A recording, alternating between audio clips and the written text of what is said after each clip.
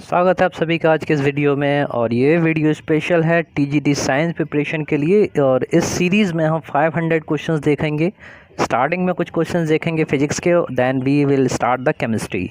Okay, तो पहले part में फिजिक्स के फर्स्ट पार्ट में हम यहाँ पर आपको क्वेश्चन नंबर 1 से लेके लगभग 49 क्वेश्चन तक अरेंज कराने जा रहे हैं।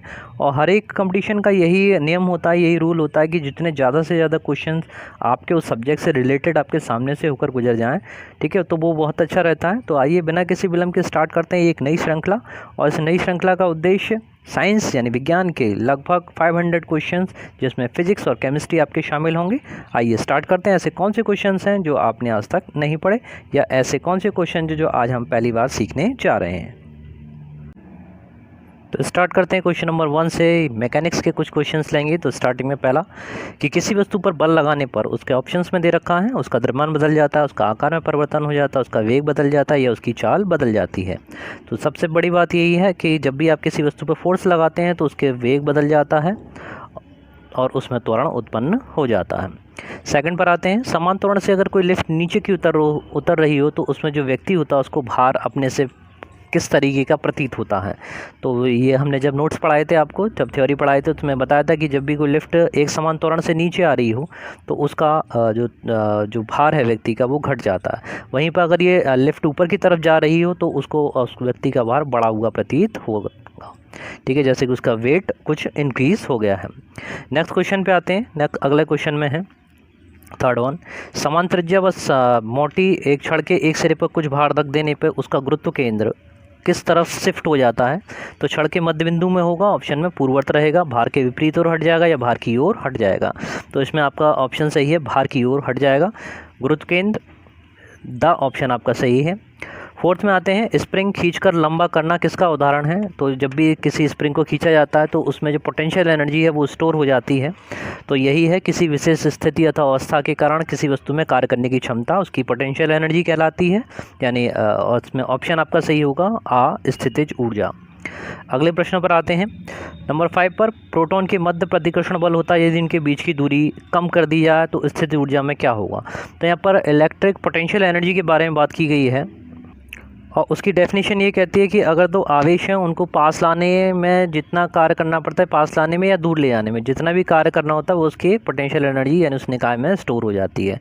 तो सबसे पहले ये देखना होगा कि ये आवेश कैसे हैं। आवेश आपके दोनों आवेश धनात्मक हैं, प्रोटॉन है, और अगर इनके बीच की दूरी कम करनी पड़ेगी तो दोनों के बीच में रिपल्शन काम करेगा और रिपल्शन काम करने से उनके बीच में हमको ज़्यादा काम करना पड़ेगा यानी उसकी पोटेंशियल एनर्जी बढ़ जाएगी। तो 5 का बी ऑप्शन आपका सही है। कोशिश मेरी यही है कि आपको एग्जामिनेशन, क्योंकि लगभग आज से 2 या 3 महीने बाद संभवतः हम लोगों की परीक्षा टीजीटी या पीजीटी की होगी, तो इसमें मैं आपके साथ में 500 क्वेश्चन जो सिंपल हैं स्टार्टिंग में हम लोग उनको एक नज़र से देखते हुए चलते हैं। और उसके ठीक बाद में एक दूसरी सीरीज़ स्टार्ट करेंगे, इसमें थोड़े से और कॉम्प्लिकेटिव क्वेश्चन, थोड़े जटिल क्वेश्चंस लेंगे। और आफ्टर इट इसके बाद में हम 20 ईयर्स के 20 साल में जितने भी प्रश्न आए हैं उन सब का सॉल्यूशन देखेंगे और उनको विस्तार से समझेंगे। क्वेश्चन नंबर 6 पर आते हैं। निम्नलिखित में असत्य कथन कौन सा है। तो इसमें ऑप्शन देखें जरा। असत्य कथन मतलब गलत स्टेटमेंट कौन सा है।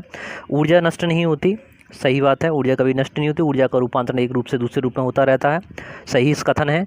वस्तु में गतिज ऊर्जा गति के कारण होती है, बिल्कुल ठीक है, गति किसी वस्तु की गति के कारण कार्य करने की क्षमता उसकी गतिज ऊर्जा कहलाती है, स्थिति के कारण उसकी स्थिति ऊर्जा कहलाती है। द ऑप्शन में आते हैं, ऊर्जा को रूपांतरित नहीं किया जा सकता, ऊर्जा को बिल्कुल रूपांतरित किया जा सकता, तो उसमें आपका यही ऑप्शन आपका गलत है, यानी 6 का ऑप्शन द आंसर सही है। नेक्स्ट क्वेश्चन पे आते हैं 7, एमकेएस पद्धति में कार्य का मात्रक क्या है। तो जूल, न्यूटन, डायन या वाट। ओके, तो इसमें जो सही आंसर है वो है आपका जूल, जो कार्य का मात्रक है। क्योंकि न्यूटन की बात की जाए तो न्यूटन ये बल का मात्रक होता है, डायन भी बल का मात्रक होता है सीजीएस सिस्टम में, और वाट कहें तो ये शक्ति का मात्रक है, पावर का। तो यहाँ पर आपका सही ऑप्शन है जूल, एमकेएस पद्धति में कार्य का मात्रक। नंबर 8 पर आते हैं।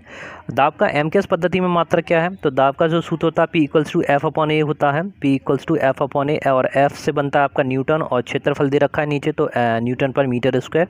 तो इसमें ऑप्शन आपका सही है 8 का ए आ, या न्यूटन पर मीटर स्क्वायर, बाकी सब ऑप्शन आपके गलत हैं। क्वेश्चन नंबर 9 पर आते हैं। झरने से गिरने वाली जल की गतिज ऊर्जा परिवर्तित हो जाती है। तो ऊर्जा का जैसे रूपांतरण होता है, तो जो जल ऊपर से नीचे गिर रहा है वो कुछ ध्वनि ऊर्जा में चेंज होता है, ठीक है, तो इसमें ऑप्शन आपका होगा झरने से गिरने वाली जल की गतिज ऊर्जा परिवर्तित हो जाती है किसमें, तो इसमें ऑप्शन आपका दा ज़्यादा उपयुक्त है, ध्वनि ऊर्जा में।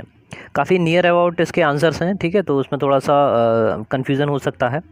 नंबर 10 पर आते हैं, पूर्णतः पानी भरे ग्लास में और बर्फ़ का टुकड़ा तैर रहा है, तो बर्फ़ के टुकड़े के पिघलने पर क्या हुआ।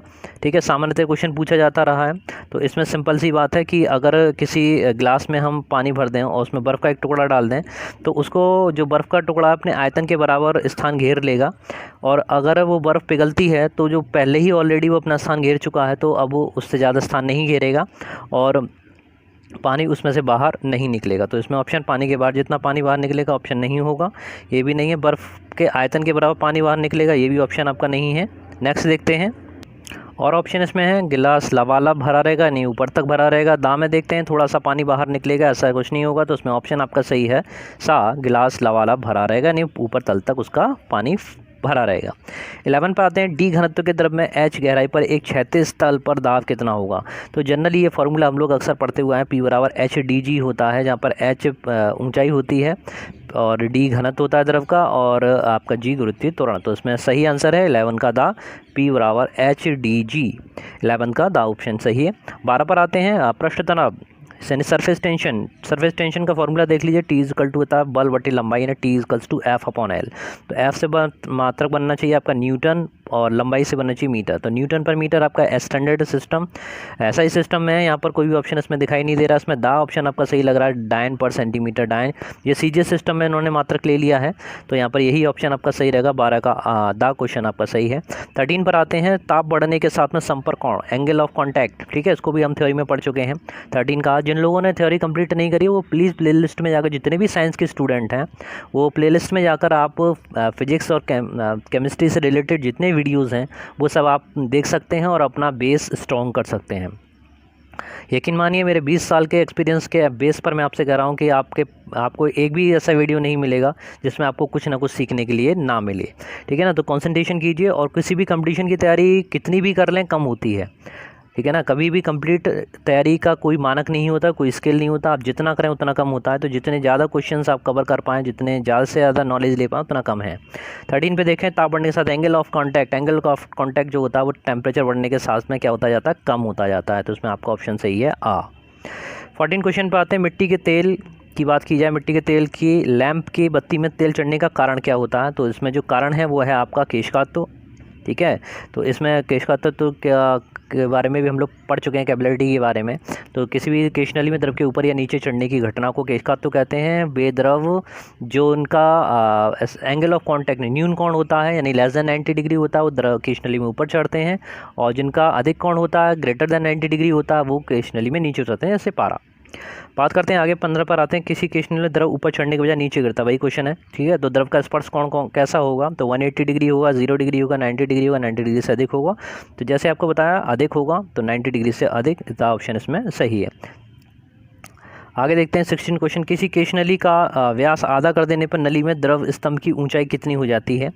तो यहाँ पर जूरिन का नियम काम करेगा, जो जूरिन का नियम जिन स्टूडेंट्स ने पढ़ रखा है मेरे साथ में, तो वो एक बार और रिवीजन कर लीजिए। HR इक्वल्स टू कॉन्स्टेंट, ठीक है। H चढ़े हुए जल की ऊंचाई होती है और R उसकी त्रिज्या होती है। तो यहाँ पर आप जूरिन का नियम लगाएंगे तो H1R1 इक्वल्स टू H2R2 लगाएंगे, H1R1 this equals to H2R2। अब क्वेश्चन देख लीजिए, क्वेश्चन क्या कह रहा है। क्वेश्चन कह रहा है केशनली का व्यास आधा कर दीजिए, ठीक है। तो केशनली का जो व्यास है R2 को हम आधा करते हैं तो R/2 कर देते हैं। तो यहाँ पर आप देखेंगे कि R1 से R1 कैंसिल होगा, और यहाँ पर जो 2 का H1 के साथ में मल्टीप्लाई हो जाएगा, यानी H2 का मान आएगा 2H1। यानी जो अब केशनली का व्यास आधा कर देने पर जो द्रव स्तंभ में चढ़े हुए द्रव की ऊंचाई वो पहले से कितनी हो जाएगी, आपकी दोगुनी हो जाएगी। 16 का आ क्वेश्चन, आ पार्ट इसमें सही है। बात करते हैं क्वेश्चन नंबर 17 के बारे में। तो किसी उपग्रह का द्रव्यमान अगर 4 गुना कर दें तो उसका परिभ्रमण काल कितना हो जाएगा। तो सबसे पहले आपको यहाँ पर पता होना चाहिए परिभ्रमण काल का सूत्र, यानी रिवॉल्यूशन टाइम का सूत्र। तो उपग्रह का परिक्रमण काल का सूत्र अगर देखें तो वो होता है T इक्वल्स टू 2π में आपका आता है RE+H/GME, ठीक है ना। तो यहाँ पर आएगा 2+H RE+H/GME। तो ME और सिर्फ हमें T का रिलेशन निकालना है, तो यहाँ पर सीधा सीधा समझ लिया जाए तो T प्रोपोर्शनल 1/√m आया भाई आपके पास में, ठीक है ना। तो यहाँ पर अगर अब आपको देखना है कि आवर्तकाल और उस उपग्रह के द्रव्यमान में क्या संबंध है, तो यहाँ से सीधा सीधा पता चल गया रेसिप्रोकल है। तो अब यहाँ पर आप इसका रेशियो निकालेंगे तो T1/T2 करेंगे और this will be equals to under root में m2/m1। ओके, तो m2/m1 में जब आप उसको पहले से 4 टाइम्स कर रहे हैं तो इसको आप लिखेंगे 4m1 4m1/m1। m1 से m1 कैंसिल कीजिएगा, अंडर रूट 4 का आप लिख सकते हैं 2 के इक्वल। क्लियर। तो अब देखिएगा इसमें जब आप T1/T2 करेंगे तो T1/T2 दिस इक्वल्स टू आपके पास है अंडर रूट 4 का 2 बाहर निकल आएगा और यहाँ पर आएगा 1। ओके, T2 का मान पता करना है, नया आवर्तकाल कितना हो जाएगा, तो T1/2 यानी प्रारंभिक आवर्तकाल का जितना पहले लग रहा था उसका आधा टाइम उसको लगेगा, यानी 1/2।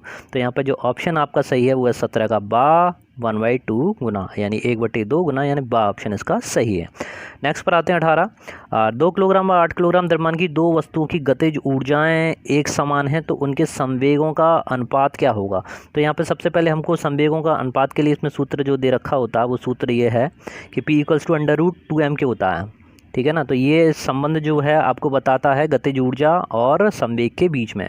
तो जब उन्होंने कह दिया कि आपका के कांस्टेंट है, ठीक है, गतिज ऊर्जा समान है, के को उसने कांस्टेंट कर दिया, सिर्फ किस में लेना है, संवेगों का अनुपात और द्रव्यमान में अंतर लेना है। तो आप क्या करें, यहाँ पर सिर्फ द्रव्यमान और m और p लिया जाएगा। क्लियर है। तो इसको आप लिख लें P1/P2 और द्रव्यमान को लिख लेंगे √m1/m2। ठीक है ना। तो ये चीज़ आपके सामने आ गई m1/m2। 2 से 2 को हटाइए, अब सिर्फ आपको वैल्यू प्लेस करनी है। तो m1 का मान आप कितना लिखेंगे, 2 लिखेंगे और m2 का मान लिखेंगे 8। इसको आप सब रिड्यूस करेंगे तो 1/4 आएगा और 1/2 का यू कैन राइट ऑल्सो 1/2। ठीक है ना, रूट इसके ऊपर से हटा दिया। तो यहाँ पर जो संवेगों का अनुपात आपके पास में आ रहा है 18 का दा ऑप्शन आपका सही है, यानी 1/2 इसका सही आंसर होगा। क्लियर है। Question number 19। वायु दाब मापी को यदि पहाड़ पर ले जाया जाए तो क्या होता है। तो पारे का तल ऊपर चढ़ता है, पारा गिर जाता है, अपवर्तित रहता है, या दाब पारा धीरे धीरे गिरता है। तो इसमें आपका ऑप्शन आ सही है, पारे का तल ऊपर चढ़ जाता है। अगले प्रश्न पर आते हैं। अगला क्वेश्चन नंबर 19 वायु दाब मापी को हम लोग कर चुके हैं। अगले पे आते हैं। अगला प्रश्न है कि किसी तल के एकांक क्षेत्रफल पर तल के लंबवत लगने वाला बल क्या कहलाता है। तो तल पर लंबवत लगने वाले पृष्ठ क्षेत्रफल पर, ठीक है, एकांक क्षेत्रफल पर लंबवत लगने वाले बल को हम कहते हैं आपका दाब, यानी A = अगर 1 हो जाए तो यही P = किसके बराबर हो जाता है, F के बराबर हो जाता है। तो इस परिभाषा को यहाँ पर आपसे पूछ लिया गया है, तो ये बराबर होगा F के, यानी लगने वाला बल उसका दाब कहलाता है। इसमें ऑप्शन डा आपका सही है, वो आपको दिखाई नहीं दे रहा, तो उसमें आप डा सही कीजिएगा, दाब। ठीक है, इसमें प्रेशर इसका सही आंसर है। क्लियर। नेक्स्ट पर आते हैं। अगला क्वेश्चन, तो इसमें दा ऑप्शन आपका सही है, ये दा था। अगले पर आएँ। क्वेश्चन नंबर 21 कह रहा है उच्छेप कार्य करता है। तो उच्छेप का कहाँ पर आता है, यानी अपथ्रस्ट। अपथ्रस्ट जो लगता है जो जल के अंदर लगता है, यानी द्रवी वस्तुओं पर ऊपर की ओर बल कार्य करता है, उसको हम उच्छेप बल कहते हैं। और उसकी दिशा के बारे में पूछ रहा है, तो नीचे की ओर कार्य करता है, ऊपर की ओर कार्य करता है, तिरछे या दा, कभी ऊपर कभी नीचे। तो इसमें ऑप्शन जो सही है वो आपका है 21 का बा ऑप्शन सही है, ऊपर की ओर कार्य करता है। निम्नलिखित में सबसे बड़ा मात्रक कौन सा है। तो न्यूटन को चेक कीजिए, न्यूटन के बाद में वाट आता है, किलोवाट है, और अशक्ति इसमें ऑप्शन में दिखाई दे रहे हैं। तो जरा वाट को चेक करें। वाट तो सिंपल है, यूनिट पावर का, और उसमें अशक्ति की बात करें तो 746 वाट होते हैं। वहीं 1 किलोवाट की बात करें तो उसमें 1000 वाट होते हैं भाई। ठीक है, और न्यूटन शक्ति का मात्रक नहीं है तो उसे छोड़िए। तो यहाँ पर 1000 वाट सबका सही आंसर है, यानी 22 का ऑप्शन सही होगा, सा।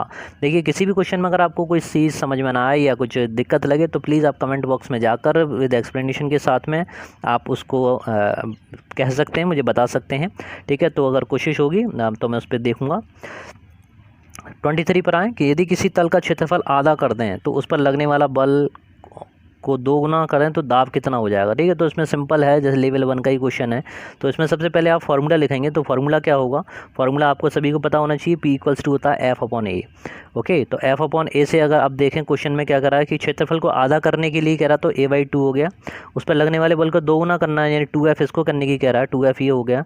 तो उस पर दाब कितने गुना हो जाएगा, तो हर का हर कहाँ जाता है, आपका अंश में जाता है, यानी मल्टीप्लाई में चला जाएगा, ये हो जाएगा 4 टाइम। ठीक है, तो ये आपको मिलेगा P = 4F/A। तो इसका मतलब ये हुआ कि पहले जितना दाब लग रहा था उसका ये कितने गुना हो गया, 4 गुना हो गया। ठीक है ना। तो इसमें ऑप्शन देखिए, option which one is correct. और तो इसमें आपका 23 का ऑप्शन सही है, आपका आधा कर दिया और ये 4 गुना हो जाएगा। 23 का आ ऑप्शन इसमें करेक्ट है। आगे देखते हैं। तो इसमें सही का निशान और लगा दें, तो ये ऑप्शन आपका सही है 4 गुना। नेक्स्ट पर आते हैं, यदि 10 न्यूटन का बल अपनी दिशा से 5 मीटर हटे तो कितना कार्य होगा। तो इसमें सिंपल फार्मूला आपको W=F/d लगाना है। F/d लगाना है तो F का मान 10 आप लगाएंगे 10 और 5 मीटर लगेगा डिस्टेंस, डिस्प्लेसमेंट है। ओके, उसी की दिशा में हटा रहे हैं, अपनी ही दिशा में, तो यहाँ पे थीटा का मान 0 ले लिया गया है। वैसे तो W=F⁻⋅D वेक्टर होता है, सभी को पता होना चाहिए। तो यहाँ पर FD cos थीटा लगेगा, cos theta cos 0 degree, cos 0 का मान 1 होता है, तो यहाँ पर केवल बचेगा F/d। अगर एंगल दे रखा हो तो वहाँ पर FD cos थीटा आप यूज़ करेंगे, ध्यान रखिए। तो इसमें 10 × 5 का मल्टीप्लाई करेंगे तो 50 जूल आपको आंसर मिलेगा। 24 का ऑप्शन सही है आ। अब देखते हैं कुछ क्वेश्चन लाइट से, प्रकाश के कुछ क्वेश्चन देखते हैं। तो प्रकाश में 25 क्वेश्चन कह रहा है, प्रकाश का रंग किस पर निर्भर करता है। तो ये निर्भर करता है तरंग दैर्ध्य पर। 4000 एंगस्ट्रॉम से लेकर लगभग 7000